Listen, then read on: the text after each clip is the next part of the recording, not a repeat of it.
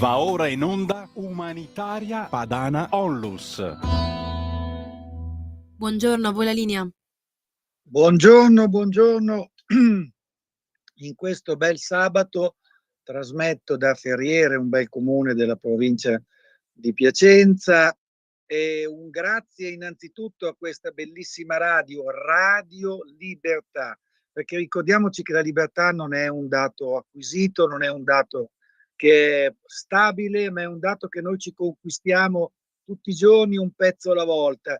Ce ne accorgiamo in questo cambio d'epoca, ce ne siamo accorti con l'Umanitaria Padana, che è un'associazione di non profit che interviene per lasciare i popoli a casa loro e per intervenire a difesa delle popolazioni colpite. Siamo intervenuti in Iraq, siamo intervenuti in Kosovo, siamo intervenuti nei paesi terremotati, svolgiamo un'azione costante e continua a favore delle minoranze religiose, per esempio in Pakistan, dove alcune ragazze continuano a studiare e hanno delle possibilità di progredire grazie a noi.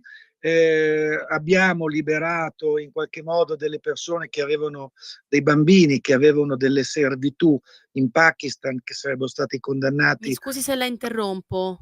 Sì. Abbiamo il dottor Gandolfini in linea. Benissimo, benissimo. Intanto, ecco, stavo introducendo.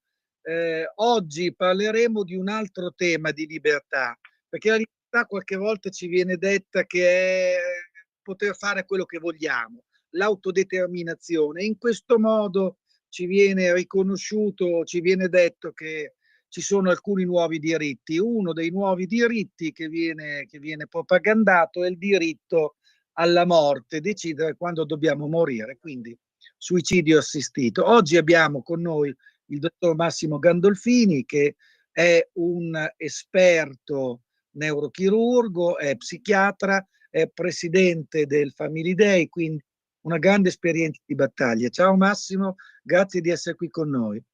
Grazie, ciao anche a te Massimo.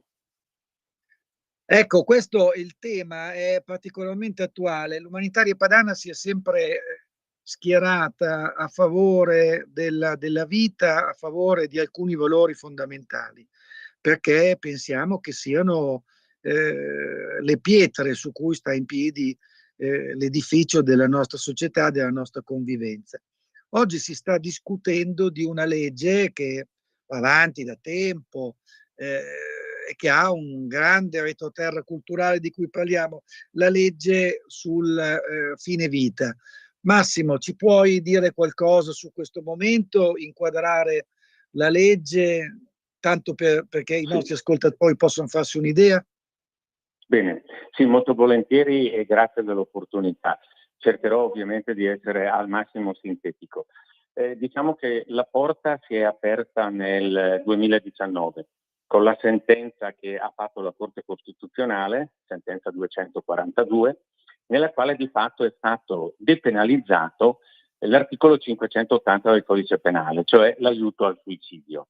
È rimasto il reato di istigazione, mentre è stato depenalizzato il reato di aiuto al suicidio, che era colpito con una reclusione da 6 a 12 anni. È stato tolto, per cui la Corte ha emesso una sentenza per la quale, se ricorrono 4 condizioni che la Corte ritiene fondamentali, la persona che vuole suicidarsi può chiedere aiuto a terza persona e la terza persona non è passibile di pena. Cioè è stato depenalizzato di fatto il suicidio assistito. E lì si è aperta una porta, perché lì è incominciata un grosso confronto culturale, politico, sociale, partitico, per vedere come recepire la sentenza della Corte e ancora più in generale aprire il discorso sul fatto che esista o non esista un diritto al suicidio e ad essere aiutati a suicidarsi. Il discorso è stato molto ampio e la Corte stessa non ha voluto intromettersi nel potere legislativo che spetta esclusivamente al Parlamento, però ha lanciato al Parlamento un grosso appello a legiferare. Siamo nel 2019, è cambiato il governo di allora, siamo arrivati al 2025, per cui sono 6 anni e qualcosina di più da quella sentenza, e adesso si sta componendo, diciamo, un tentativo di scrivere una legge che regolamenti tutta la questione. E bisogna tenere presente che con il governo precedente il senatore Alfredo Bazoli aveva già scritto un disegno di legge che era già stato approvato dalla Camera, ma non ha fatto in tempo a passare al Senato perché nel frattempo è caduto il governo, ci sono state le elezioni ed è arrivato il nuovo governo. Questo disegno di legge Bazoli è rimasto quindi fra coloro che sono sospesi, cioè in parte votato dalla Camera dei Deputati, però non può diventare legge perché evidentemente manca il passaggio al Senato.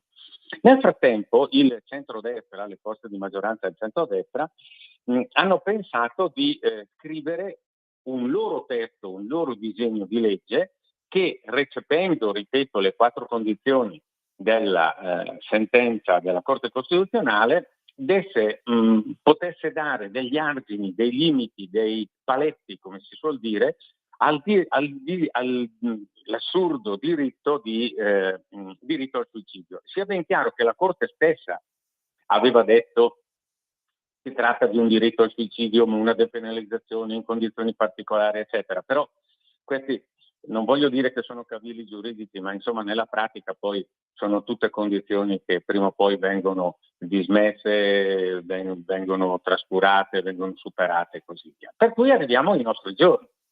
Ai nostri giorni ci sono da una parte il disegno di legge Bazoli, ripeto, che deve essere totalmente rivisto dal Parlamento. Dall'altra parte un nuovo disegno di legge scritto non dal governo, non è un'iniziativa governativa, è un'iniziativa parlamentare del centrodestra, quindi della maggioranza, e in cui si recepiscono degli aspetti e naturalmente si cerca di contenere al massimo l'assurdo per me, l'assurda affermazione di un diritto al suicidio o di un diritto alla morte assistita.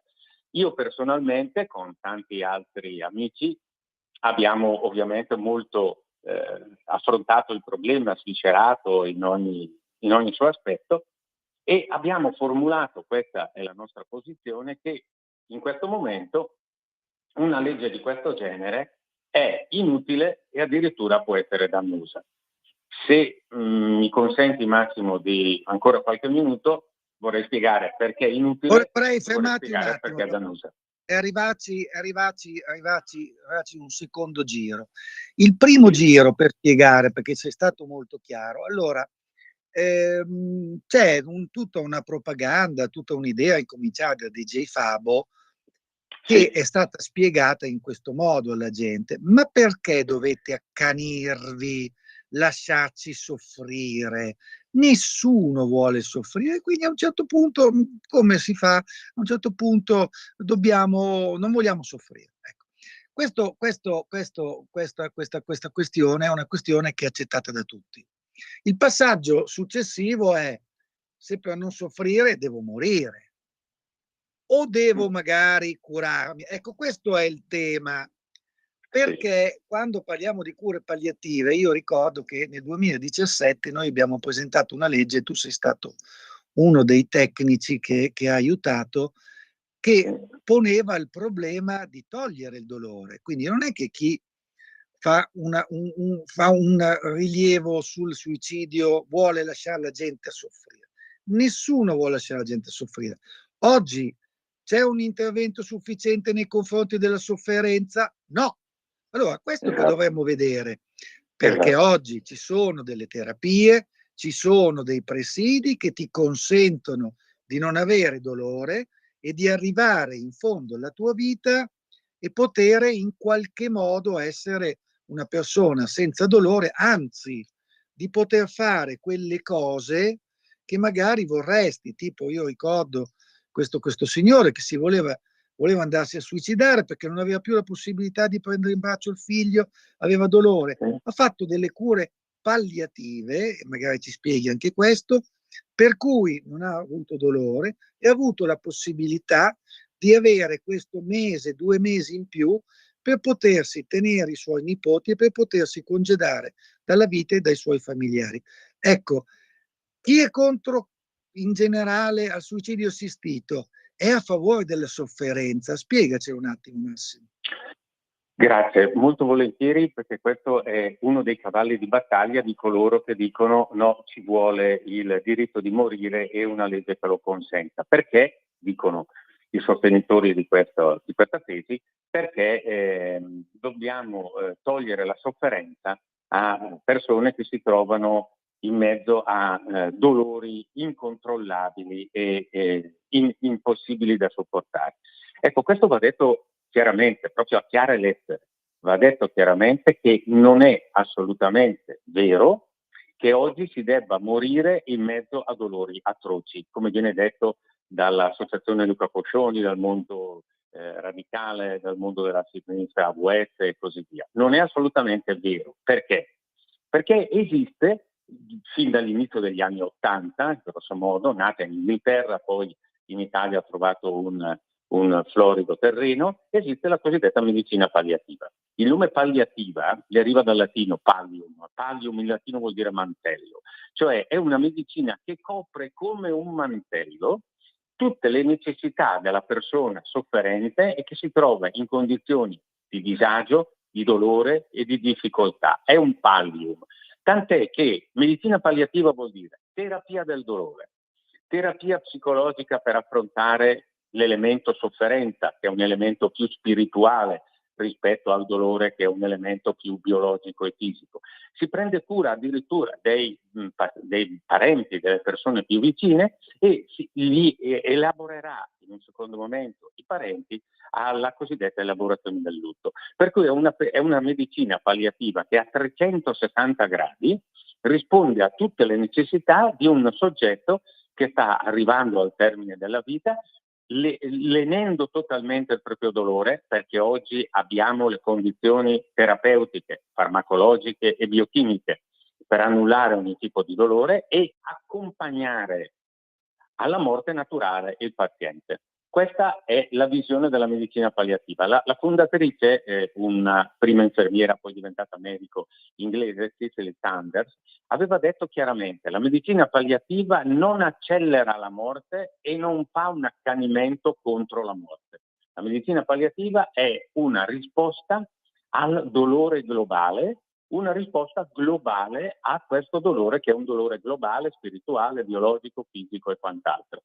In Italia la medicina palliativa ha conosciuto un momento d'oro intorno agli anni 2010, quando il Parlamento italiano formula una legge 38, che è una legge che ci hanno invidiato il mondo intero per quanto è scritta bene ed è pensata bene, che propone la medicina palliativa su tutto il territorio nazionale. Purtroppo, come spesso succede, nel passare delle parole ai fatti c'è di mezzo un grosso gap, perché la legge 38 del 2010 è un'ottima legge. Purtroppo questa legge è ampiamente inattuata e nella parte che è attuata è ampiamente insufficiente.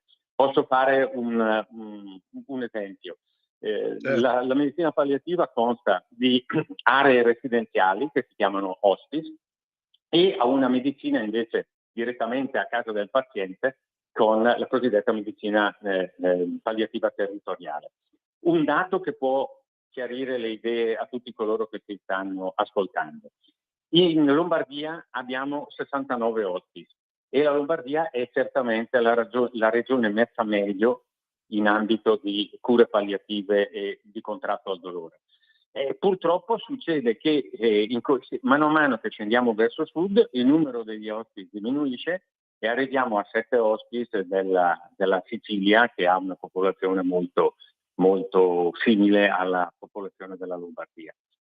Tradotto in termini percentuali, oggi il bisogno di medicina palliativa viene ad essere esaudito nel non più del 50% delle necessità.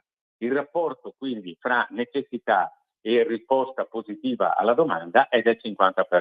Allora, se davvero lo sottolineo questo davvero, perché qui bisognerebbe chiamare anche un pochettino la coscienza in gioco. Se davvero L'intenzione di coloro che propongono il suicidio assistito è di non far morire in mezzo a sofferenze intollerabili le persone, la risposta non è uccidere il sofferente, è un assurdo, diciamo, di principio, l'idea che per combattere la sofferenza eliminiamo il sofferente, perché la vera risposta esiste e si chiama medicina palliativa.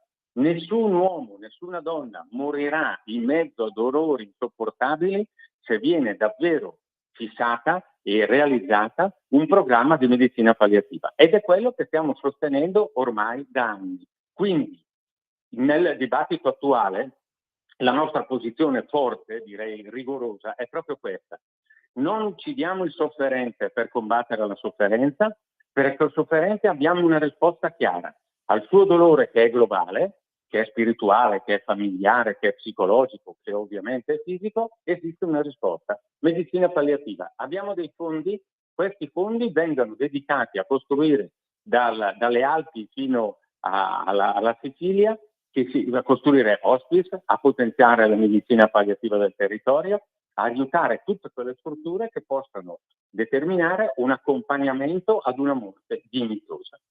Ecco, Massimo, io mi attacco a questo tuo discorso e lo sostengo con la nostra esperienza. Quando è stata approvata la legge nel 2010, era finita la legislatura precedente, e io ricordo che all'epoca c'era Ignazio Marino che fece quella grande battaglia per il testamento biologico, era il governo Prodi, e gli venne proposta la legge sulle cure palliative, che non c'era ancora, era il 2007, e gli si disse: ma cominciamo a mandare questa e poi faremo un testamento biologico. La risposta fu no, perché l'imperativo era quello di far passare la legge, il principio del suicidio. Quindi il suicidio non è la risposta della gente, cioè non c'è la fila di gente che vuole essere suicidata, se non sul Corriere della Sera l'altro giorno, con questo caso sorridentissima, che non so, uno che deve essere ammazzato sorride moltissimo, per carità. C'è la fila di gente che vuole fare l'attack, e oggi l'attack, se c'hai più di 80 anni, non te la fanno. C'è la fila della gente che deve usare la morfina per curare il dolore, e ancora oggi si fa fatica. Diciamolo, questa è una battaglia ideologica: di curare la sofferenza non gliene frega. Sì, sono assolutamente d'accordo, perché, ripeto, da un punto di vista strettamente razionale, e quindi senza sposare nessuna delle due, chiamiamole così, ideologie estreme. Una ideologia estrema è quella di combinare, di somministrare, come ci aveva detto Papa Francesco, di somministrare la morte a chiunque lo richiede. L'altro lato è quello di un vitalismo assurdo che vorrebbe spingere verso l'accanimento terapeutico. Ecco, tanto l'uno quanto l'altro atteggiamento sono sbagliati, ma la cosa più importante è che abbiamo la risposta a tutte le necessità e a tutti i problemi di dolore e di sofferenza. Ecco perché insistiamo tantissimo sulla medicina palliativa, e da questo punto di vista bisogna essere molto chiari. Io spero che tante persone che ci stanno ascoltando poi diventino megafono per altri loro amici, conoscenti, parenti, eccetera. La posizione di chi vuole il suicidio assistito regolamentato per legge è una posizione ideologica, perché, ripeto, e lo sottolineo 10 volte, non c'è bisogno di uccidere il sofferente per eliminare la sua sofferenza. Poi un principio che caratterizza una società che voglia essere davvero una società civile, moderna e civile, è proprio il principio della cura. Noi dobbiamo prenderci cura del paziente ammalato, sofferente, terminale, ma anche del paziente che non ha una malattia che lo sta per condurre alla morte, ma che è gravemente depresso, che ha una situazione interiore di enorme destrutturazione, difficoltà. Noi psichiatri purtroppo queste condizioni le conosciamo bene. Allora, la risposta a tutti questi problemi che ci sono e sono concreti, noi ce l'abbiamo in mano. Questa risposta è quella che noi dobbiamo dare, non l'idea appunto totalmente ideologica che l'unico modo per rispondere a condizioni di questo genere sia quello di eliminarlo. Oltretutto, e forse anche questo vale la pena di sottolinearlo con importanza, quando si apre uno spiraglio all'interno di un muro, di una diga che dovrebbe sostenere con rigore la indisponibilità, l'intangibilità della vita umana, lo dico con un po' anche di sofferenza interiore. Se si apre una breccia, nel giro di pochissimo tempo, quella breccia diventa un passaggio enorme, diventa uno sfondamento enorme e tutta la diga cade. E purtroppo, a convalidare queste mie parole che non sono millenaristiche o pessimistiche, ci sono i dati che ci provengono dai paesi che nel mondo hanno già approvato leggi di questo genere. Ecco, giusto, e questo è quello, no, perché poi tutti dicono, ma no, ma tanto a me non succede, io tanto che ascolto il telegiornale sto bene, ma a me cosa, ma sì, quello là soffre, sì, giusto che ci sia la libertà per tutti, più libertà, più diritti, poi cominciamo a vedere quello che succede in giro. Intanto incominciamo a dire che si suicidano i poveri, cioè poveri, quelli che non stanno mica tanto bene, e non è che adesso stiamo tutti benissimo. Poi incominciamo a vedere in Canada, se sei povero, vuoi suicidarti, tutto sommato ci fai un piacere, quindi puoi anche suicidarti. Se sei anziano, ormai gli anziani in Belgio così cominciano ad andare in ospedale, perché un 5% di morti nel Belgio per cause in generale incominciano a essere per suicidio assistito. Quindi che questa cosa poi alla fine non diventi non solo un'abitudine, ma anche una leggera spinta. Ma perché non ti suicidi? In Svizzera funziona così, se sei messo male ti viene quello dell'associazione, ti dice ma lei vuole continuare a vivere? No, perché lei sa i servizi sociali, non si può pagare. Ecco, cosa succede in giro per il mondo? Lo stavi accennando. Quando è arrivata la legge di eutanasia, cosa succede? Faccio un esempio che chiarisce il discorso. Hai parlato del Belgio, partiamo quindi dei Paesi Bassi, parliamo dell'Olanda. E allora diamo elementi concreti per formarsi un retto giudizio. L'Olanda depenalizza l'eutanasia nel 2002, cioè toglie quello che vorremmo che ha fatto con noi la Corte con il suicidio assistito. Cioè l'eutanasia rimane un reato ma non è più perseguito penalmente. Nel 2004, 2 anni dopo, la loro legge sulla depenalizzazione diventa legge di legalizzazione, cioè l'eutanasia viene legalizzata. Nel 2012, quindi a distanza di appena 10 anni dalla depenalizzazione, viene approvato il cosiddetto protocollo di Groningen, che ammette l'eutanasia per persone minorenni al di sotto dei 14 anni. Stiamo parlando di eutanasia pediatrica, in cui il giudizio eutanasico non spetta ai genitori, ma spetta allo Stato e all'amministratore di sostegno o al giudice che viene incaricato. E arriviamo poi ai nostri giorni. Arriviamo al fatto che mentre nel 2004 le persone che si sono sottoposte a eutanasia in Olanda sono state una decina, circa 12, oggi l'Olanda viaggia intorno ai 6.000-7.000 morti per eutanasia all'anno. Brown Kaiser, che è stato il fondatore dell'Expertise-Zentrum di Amsterdam, ha detto una frase che fa rabbrividire. L'eutanasia, se viene messa sul menù, prima o poi viene scelta. È quello che sta esattamente accadendo.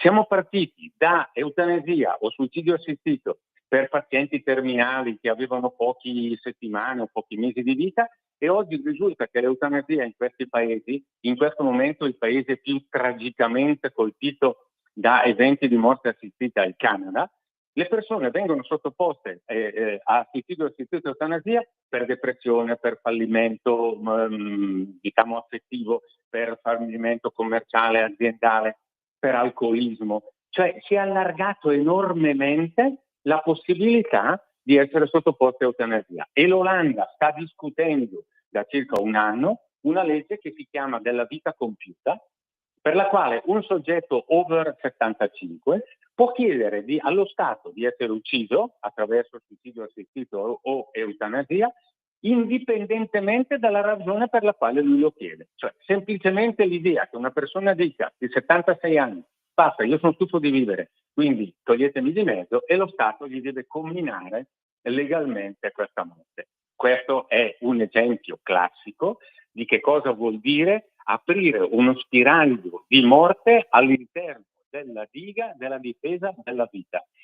Difesa, ripeto, anche socialmente e spiritualmente importantissima, perché significa che noi teniamo conto che tutte le vite hanno pari dignità. Scusatemi se vi interrompo.